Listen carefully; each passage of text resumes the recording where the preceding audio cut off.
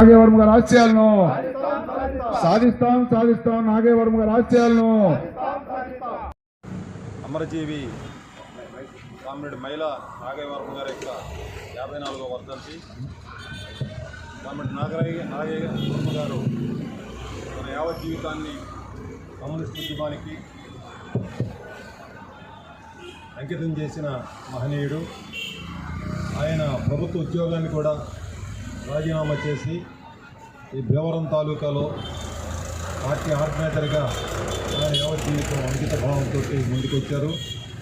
ఈ భీమవరం తాలూకాలో పెద్ద ఎత్తున వేలాది ఎకరాల భూ సమస్య ఉంది. ఆ భూ సమస్యలో ప్రధానమైనది భీమవరం రూరల్ ప్రాంతాల్లో, సముద్రానికి దగ్గరగా ఉన్న ప్రాంతాల్లో అక్కడున్న బంజరు భూములు సమస్య భూస్వాముల కబద్దాస్తాల్లో ఉంటే దాన్ని అక్కడున్న పేదలైన మత్స్యకారులకి చెందాలని పెద్ద ఎత్తున ఉద్యమానికి నాయకత్వం వహించారైన.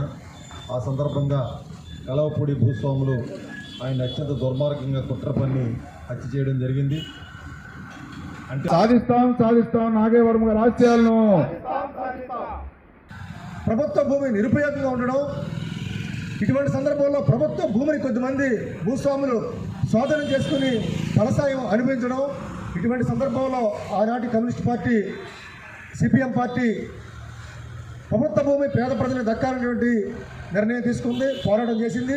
ఆ పోరాటంలో అగ్రగణ్యుడు ముందు భాగమైనటువంటి నాగేవర్మ గారిని ఎవరైతే ప్రభుత్వ భూమిని ఆక్రమించుకుని సాగు చేసుకుంటా ఉన్నారో అటువంటి భూస్వామి శక్తులు అత్యంత దుర్మార్గంగా నాగేవర్మ గారిని హత్య చేయడం అన్నది జరిగింది.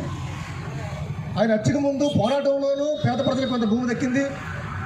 ఆయన మరణానంతరం కూడా ఎర్రజెండా పోరాట ఫలితంగా భీమవరం రూరల్ మండలం తీర ప్రాంత గ్రామాల్లో పేద ప్రజలకి కొంత భూమి రావడం జరిగింది.